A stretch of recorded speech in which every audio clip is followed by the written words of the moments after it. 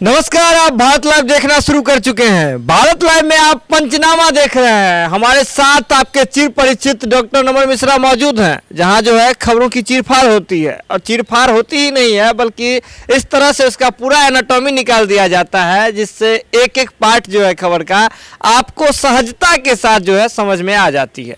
चलिए, आज जो स्टेचर पर खबर है बहुत बड़ी खबर है।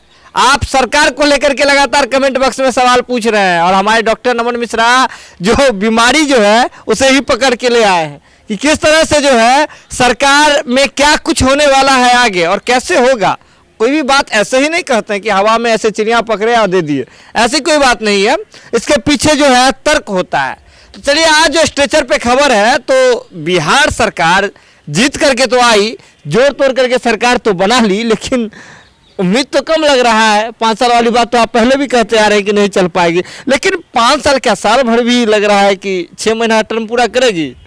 ये बंगाल चुनाव में बार बार रिपीट कर रहा हूँ कि एक बड़ा एक लैंडमार्क होगा जी। वहाँ तक पहुँच पाना ही बहुत बड़ी एक माने चुनौती है सरकार के लिए। मौजूदा स्थिति में आज हमारी टीम लगातार, मैंने देखा कि लगभग बिहार की सारी जो पॉलिटिकल खबर देने वाली वेबसाइट्स हैं या डिजिटल मीडियाज़ हैं, वो थोड़े ठंडे चल रहे हैं आजकल। खबर नहीं शायद उन्हें मिल रहा है, या अपनी सहूलियत से खबर नहीं दिखा रहे हैं। लेकिन सच्चाई ये है कि आज जिस खबर को खोजकर बिरजू प्रिया, अभिषेक इन लोगों ने लाया है, वो खबर ये खुद में खुद सत्यापित करती है। और ये अब चर्चाएं आज रात से सुबह तक शुरू हो जाएंगी, और आने वाले 2-3 दिनों तक आप खूब सुनिएगा।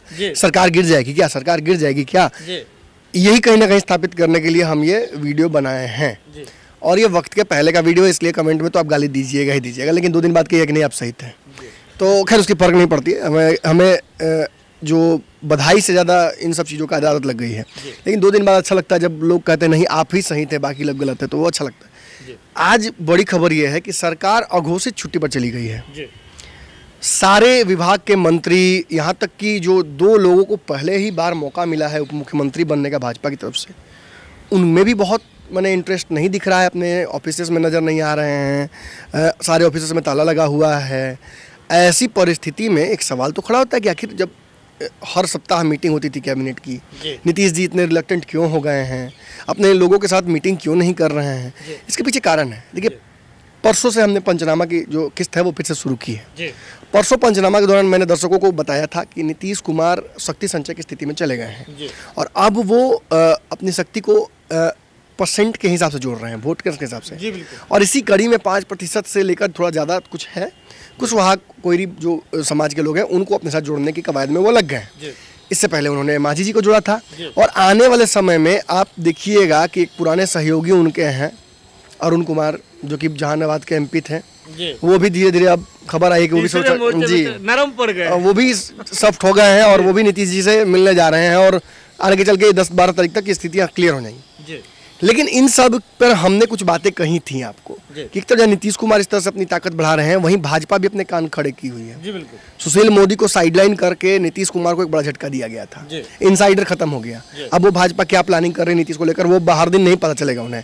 तो जब आपको नहीं पता चलेगा दुश्मन की क्या तैयारी है, तो आप तो चुपचाप बैठ के इंतजार न कीजिएगा या अपनी शक्ति बढ़ाने की कोशिश कीजिएगा, और वही नीतीश कुमार कर रहे हैं। और परिस्थिति ये है कि कल हमने आपको पंचनामा जो दूसरा था मेरा, उसमें हम समझाया था आपको कि बिहार में नीतीश कुमार की चाल को भी समझ रही है भाजपा अच्छे से, और जब इधर ये कंपनसेट कर रहे हैं तो उधर भाजपा भी अपनी कंपनसेशन शुरू कर चुकी है। क्यों चिराग पासवान को छोड़ेंगे? मंत्री ने साफ तौर पे बात कह दी कि भाई जीवीएस मिश्रा ने कि हमारे जो चिराग पासवान है उनसे गलती हो गई, कोई बड़ी बात नहीं है, हम साथ में रहेंगे। 5% बढ़ गया भाजपा का वोट, नीतीश कुमार उधर 2-3% जुड़ रहे हैं, इधर 5% बढ़ गया एक मुश्त। तो ये जो जोड़ घटाव है, आरजेडी का जो यादव का परसेंटेज है 14%, वो आपको नहीं मिलेगा। मुसलमानों का 15% है, वो आपको नहीं मिलेगा। जो पिछड़ी जाति के लोग हैं उनके वोट परसेंटेज में आप इंटरेस्ट नहीं ले सकते हैं। लिया तो था आपने, लेकिन उन्होंने आप में इंटरेस्ट नहीं लिया। 2 हाथों से ताली बजती है, नहीं हुआ आपका। तो आप अब भाजपा के समक्ष अपने आप को मजबूत करने की कवायद में लगे हुए हैं। खबर तो बहुत सारी हैं मेरे पास, लेकिन फिलहाल ये बड़ी खबर है, इसलिए मैं कुछ और खबरें जो हैं जो इस संदर्भ में हैं उनको अभी छोड़ देता हूँ। खबर ये भी है, हालांकि हिंट देके जाता हूँ थोड़ा सा, खबर ये भी है कि कांग्रेस के कई विधायक, 19 तो विधायक बचे हैं इनके, और इसमें से भी एक बड़ा हिस्सा संपर्क में भाजपा के चली गई है। तो आप समझ लीजिए नीतीश कुमार इस फेरा में थे कि अशोक चौधरी लेकर आएंगे, कुछ विधायकों को तोड़ेंगे, हमारा संख्या बढ़ेगा। वही खबर ये है कि भाजपा तोड़ने की तैयारी में है और उधर शिफ्ट होने की तैयारी में है। बहुत जल्दी ये भी खबर आएगी, मैं जब कंफर्म हो जाऊंगा तो मैं आपको बताऊंगा। नाम भी मेरे पास एक दो आए हैं। कौन विधायक? हालांकि आपने एक और बात कल कही थी कि नीतीश कुमार की पार्टी को छोड़कर के जो विधायक चले गए थे वो आने की तैयारी में है, ऐसा खबर आ रही है। और इधर भाजपा ने एक और कदम आगे चल दी, कांग्रेस के जो विधायक है उसमें तो नीतीश जी का मैंने आपको बताया था कि नीतीश जी इस बार इस बेतरने से तभी निकलते जब कांग्रेस का उनको साथ मिल जाता, और वो चल रहा था इंटरनली, कांग्रेस के साथ सेटिंग चल रही थी। लेकिन मौजूदा परिस्थिति में आज एक बड़ा बयान आ जाता है। मैं लगातार 2 दिनों से कह रहा हूं कि पंचनामा में कि बिल्ली के गले में घंटी कौन बांधेगा, ये ब्लिंकिंग गेम है। नजर मिलाकर और आंख कौन झपकाता है पहले उसकी गेम चल रही है। कल जीवेश मिश्रा जब ये बात कहते हैं कि चिराग पासवान हमारे साथ रहेंगे, एनडीए का हिस्सा हैं, तो ऑब्वियसली जदयू को बुरा लगना चाहिए, क्योंकि जदयू के लोगों ने वशिष्ठ नारायण ने तो ये भी कह दिया था कॉमन मिनिमम प्रोग्राम बनना चाहिए जिसमें एनडीए का हिस्सा तो वो है ही नहीं, उनको तो रखने का कोई मतलब ही नहीं बनता है। और इस सारी लड़ाई के बीच, सारी जो शक्ति प्रदर्शन के बीच, अब जब भाजपा ये स्पष्ट कर चुकी है कि चिराग पासवान के साथ रहेंगे, ये राज्यसभा भेज देना सुशील मोदी को रामविलास पासवान की सीट पर, ये न समझें कि ये अंतिम कील है और इसके बाद चिराग पासवान की छुट्टी हो गई, ऐसा नहीं होगा। और ये बातें नीतीश जी को भी थोड़ी चिंता में डाल देंगी ज़्यादा। अब चिंता में तो पहले से ही और चिंता बढ़ जाती है। लेकिन आज नीतीश जी के एक बड़े पूर्व में मंत्री थे, चुनाव भी हार गए, जय कुमार सिंह, उनकी चुनाव हारने के बाद आपको परसों हमने खबर दी थी, याद कीजिए, 2 दर्शक हमारे देखते होंगे, इमरजेंसी मोड में नीतीश कुमार चले गए थे। परसों ही रात में वो पहुंचे अपने कार्यालय, और कार्यालय में उन्होंने हारे हुए जितने भी विधायक हैं उनके साथ मीटिंग की, जिला अध्यक्षों को बुलाया और ये गणना शुरू कर दी कि भाई किस कारण से हारे, जोड़ घटाव करो, इसको कंप्लीट करो, चुनाव की तैयारी में भी रहो। देखिए चिराग पासवान नहीं, बिहार के लगभग सभी दलों ने चुनाव की तैयारी कर रखी है। चुनाव कभी भी हो सकता है, उन्हें पता है, और इसकी तैयारी में सारे दल लग गए हैं। आप चाहे राजद की बात कर लीजिए, चाहे उपेंद्र कुशवाहा की बात कर लीजिए, चाहे जीतन राम मांझी की बात कर लीजिए, या मुकेश सहनी की बात, सबको पता है कि चुनाव हो सकते हैं कभी भी, और इस परिस्थिति के लिए वो तैयार हो गए हैं। लेकिन आज जय कुमार सिंह ने जो बात कह दी, जिस तरीके से उन्होंने ये बात, अब क्या कहा ये सुन लीजिए। उन्होंने सीधे तौर पर ये बात कह दी है कि भाजपा की वजह से हार हुई है जदयू की इतनी बड़ी। और बताइए, जिस भाजपा ने नीतीश कुमार को अनुकंपा पे ही लेकिन मुख्यमंत्री बना दिया, उस भाजपा के खिलाफ इस तरह की भाषा का प्रयोग कर रहे हैं। यहाँ से आगे चल के बहुत ज़बरदस्त लड़ाई होने वाली है, ये स्पष्ट है। जिस समय भाजपा इस बात पर रिएक्ट कर जाएगी, आप सोचिए सच्चिदानंद टूना पांडे, ये लोग अगर बोलने लगेंगे इस बयान के जवाब में, तो क्या आग लगेगी बिहार में। आप सोचिए एनडीए कैसे इस आग को बुझा पाएगी, ये भी अपने आप में सवाल खड़ा होता है। एक बात मुझे स्पष्ट लग रहा है, कल तक मुझे लगता था कि नीतीश कुमार की मजबूरी है, वो सरकार को चलाना चाहेंगे, लेकिन आज 2-3 चीज़ें स्पष्ट कर चुकी हैं कि नीतीश भी चाहते हैं कि अभी सरकार, ये जो बेमेल की जो बनाई गई है जोड़ घटाव करके, ये समीकरण स्वाभाविक नहीं है। मैं बार बार कह रहा हूँ कि नीतीश कुमार जी के चेहरे पर वो दिख रही है बातें, जो चल रहा है वो स्पष्ट दिख रहा है। हालांकि वो बहुत प्रयास कर रहे हैं कि सब कुछ नॉर्मली किया जाए, लेकिन जो सहजता है, मैं बार बार शब्द का प्रयोग करूंगा जरूर, और ये शब्द ही अभी सबसे सटीक शब्द है नीतीश जी के एक्सप्लेनेशन के लिए। सहजता उनके चेहरे पर नहीं दिख रही है, और जब तक नीतीश सहज नहीं होते तब तक वो किसी भी गठबंधन में रहते नहीं हैं। उन्होंने पूर्व में भी गठबंधन तोड़े हैं। इस बार उनकी मजबूरी ये है कि कहीं ना कहीं चिराग, माफ़ कीजिए, तेजस्वी यादव पर भी वो भरोसा बहुत ज़्यादा नहीं कर पा रहे हैं। हालांकि तेजस्वी यादव की तरफ से भी मैं बता दूं दर्शक जिनको नहीं पता हो कि नीतीश कुमार जी के यू टर्न के लिए तेजस्वी भी तैयार हैं। इस बार अगर वो साथ आना चाहते हैं तो तेजस्वी अंदर बहुत तैयार हो चुके हैं, वो चाहते हैं कि नीतीश जी साथ आ जाए। लेकिन इन बदली हुई परिस्थितियों में बहुत सारे समीकरण हैं, भाजपा भी बहुत कुछ जोड़ घटाव करेगी, और ऐसा ही अगर सोच लीजिए कि हो जाए कि ये जाए वहाँ सरकार बनाने और भाजपा और सभी लोगों के साथ मिलकर सरकार बना ले, या एक बड़ी टूट किसी दोनों पार्टी में हो जाए, और कांग्रेस की तरफ तो नज़र है ही भाजपा की, तो इन बदली हुई परिस्थितियों में सोच लीजिए सुमन जी कि होगा क्या। क्या नीतीश कुमार और तेजस्वी यादव दोनों विपक्ष की भूमिका में रहने के लिए तैयार हैं एक साथ, और ऐसी परिस्थिति में नेता प्रतिपक्ष कौन होगा, उसकी भी लड़ाई हो जाएगी। आपने सवाल बड़ा खड़ा कर दिया कि अगर ऐसी परिस्थिति बनती है तो नेता प्रतिपक्ष जो है वो कौन होगा। देखिए सवाल बड़े हैं इसको लेके। एक और जो परिस्थिति हम बात कर रहे थे, अगर जैसे आपने कही कि नीतीश कुमार जहाँ सहज रहते हैं वहीं रह पाते हैं, तेजस्वी यादव के साथ असहज माने उनको ताकत होनी चाहिए, उनकी संख्या मजबूत होनी चाहिए। जो टिकट वाला बात आप कहते हैं, respect is equal to ticket, सम्मान इज इक्वल टू टिकट, तो वो होना चाहिए। उनके लोग अनफॉर्चुनेटली नहीं जीते। 28 सीटों का नुकसान बहुत बड़ा नुकसान होता है और 21 सीट भाजपा जीती है, तो इनको पता है कि कौन जीता है मेरा सीट, इनको पता है कि कौन। अब देखिए ना, आरजेडी की भी 5 सीटें कम हुई हैं, 3 ही मुख्य पार्टियां हैं, कांग्रेस की भी सीटें कम हो गई हैं, 27 से 19 पे आ गया है। तो आप एक बार समझिएगा, दर्शक भी समझिएगा, ये बहुत मैं कहूँगा ये आयरोनिक मैं बात बोलने जा रहा हूँ कि आखिर जब भाजपा की सीट बढ़ी 28, ये बढ़ी तो जदयू से ही ना है। जी बिल्कुल, जदयू हारी है तभी तो भाजपा के बड़ा है। और देखिए कि आंकड़ा भी 21 और 28 का आंकड़ा है, बाकी 5-10 से घट गया है। चिराग पासवान का 1 के घटा है और बाकी लोग की जो परिस्थिति आप समझ ही रहे हैं। चिराग पासवान का भी घट गया, बढ़ा किसका? तो भाजपा का बढ़ा। अब समझ, कांग्रेस का घटा, भाजपा का बढ़ा, नीतीश का घटा, भाजपा का बढ़ा, तेजस्वी का घटा, भाजपा का बढ़ा। अरे तो भाजपा का बढ़ा लेकिन सबका घटा ना। समझिए ना, भाजपा का गेम समझिए कितना, मतलब अगर शानदार बात करें, शानदार बैट्समैन की तरह, प्लेयर की तरह उसने खेला। नीतीश कुमार साथ में चुनाव लड़ रहे थे उनके, इसके बावजूद नीतीश कुमार का सीट घट जाता है और भाजपा का सीट बढ़ जाता है। नीतीश जी बात जानते हैं, आप भी जानते हैं, दर्शक भी जानते हैं कि ये भाजपा का बहुत बढ़िया सुनियोजित साजिश था। बहुत तगड़े तरीके से भाजपा ने नीतीश को घेर लिया है। और ये तो हम लोग रिजल्ट के दिन से ही कहना शुरू कर दिए थे कि सरकार बनी थी और हमने कहा था कि एक्सपायरी डेट भी आ गया है। सुन लीजिए एक्सपायरी डेट क्या है।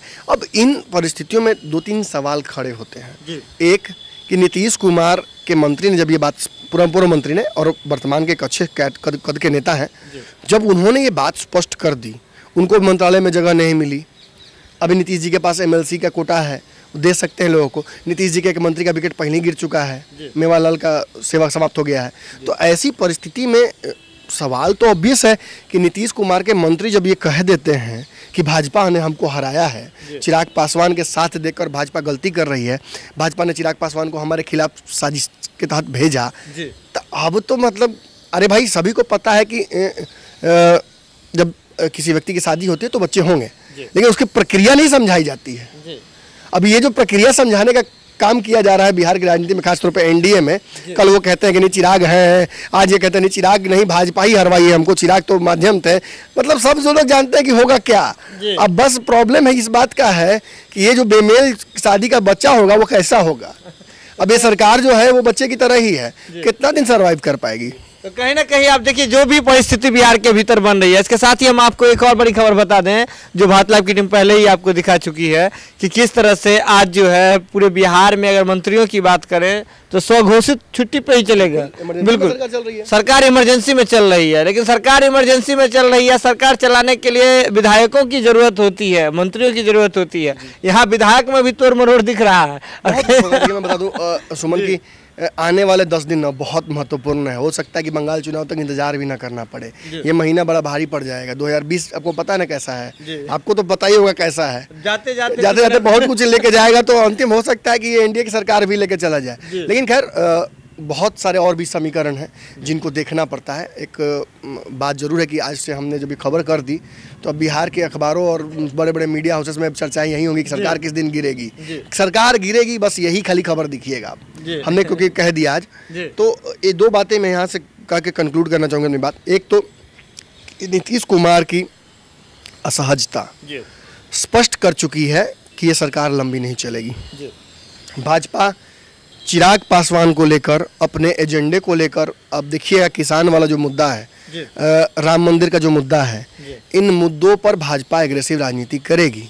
और आप चाहे जदयू के नेताओं की बात सुन लीजिए या उनका जो भाजपा के कॉमन मिनिमम प्रोग्राम की बात करना हो, इन दोनों पर जो मनमुटाव है, मुझे लगा था ये थोड़ा लंबा चलेगा और आगे वाले समय में ये टूटेगा ये गठबंधन। लेकिन आज बयानों का जो कतार श्रृंखला बन गई, ये स्पष्ट करता है कि आने वाले 10-20 दिनों में बहुत कुछ बड़ा होने वाला है। तो कहीं ना कहीं जो सिलसिलेवार तरीके से जो बयानबाजी चल रही है, हम सभी दलों की बात करें, जीवेश मिश्रा का बयान आना, इसके बाद जो है जदयू की ओर से इस तरह का बयान आ जाना, जिसमें सीधे तौर पे कहा गया कि भाजपा ने ही जो है इसे चुनाव में नुकसान कराया है। अब देखिए कहीं ना कहीं जो बीच में जो जो मन में जो एक होता है, लोगों के बीच जो रिश्ते में जो दरार है, वो कहीं ना कहीं बढ़ता हुआ दिख रहा है। आने वाले समय में क्या होगा इसको लेकर तो कह ही चुके हैं, और अधिकतर बात हमारे डॉक्टर नमन मिश्रा का सत्य ही होता है। चलिए बने रहिए भारत लाइव के साथ। यूपीआई नंबर है, ध्यान दिए रहिएगा। ऐसे ही आप लोग जो प्रेम भेजते हैं ऐसे ही भेजते रहिए, बने रहिए भारत लाइव के साथ। खबरों का सिलसिला यहाँ लगातार जारी रहता है। आग्रह करूँगा तो दर्शकों से जी, देखिए आप लगातार सहयोग कर रहे हैं, हमारी सारी बातें आप मान रहे हैं, आप हमें बहुत प्रोत्साहित कर रहे हैं, लेकिन एक आग्रह है आपसे कि इस वीडियो को शेयर जरूर कीजिए। शेयर का जो रेशियो है वो आपका बहुत कम है, खासतौर पे फेसबुक पे मैं आग्रह करूँगा जो दर्शक हमारे साथ फेसबुक पर जुड़े हुए हैं, अगर आपको हमारी खबरें अच्छी लगती हैं, अंदर की खबरें जो हम लेकर आते हैं बहुत मेहनत करके, वो अगर आपको अच्छी लगती है तो कृपया शेयर कीजिए। ये वक्त इस बात में पढ़ने का नहीं है कि हम एक बड़े चैनल की तरह काम कर रहे हैं कि नहीं, आपको अच्छे से पता है कि हम सबसे फिसड्डी चैनल है इस बिहार के जितने भी चैनल्स हैं उनमें सबसे पीछे हम आते हैं, क्योंकि हमारे पास ना तो आर्थिक संसाधन उतने हैं, ना हमारे पास उतने लॉजिस्टिक्स हैं, हम बहुत मुश्किल से थूक से आटा सान रहे हैं। और ऐसी परिस्थिति में भी अगर आपको अच्छा लग रहा है सब कुछ व्यंजन, तो समझ लीजिए कि ये बस हमारा प्यार ही है और आपका प्यार ही है। धन्यवाद। बने रहिए भारत लाइव के साथ, बहुत बहुत धन्यवाद। अगर ये वीडियो पसंद आई और वह बिहार के राजनीति और बिहारियत से सरोकार रखेनी तो सब्सक्राइब बटन दबा के चैनल के सब्सक्राइब कर ली। ओजे एगो घंटी बा, ओकरा बटन दबा देला से कुल सटीक और मारक खबर रुआ मुफ्त में मिल जाई। अगर रुआ पत्रकारिता के हमनी के नया प्रयोग में सहयोग कर चाहतानी तो ज्वाइन बटन दबा दी। पेटीएम नंबर नोट कर ली 9386816700। धन्यवाद।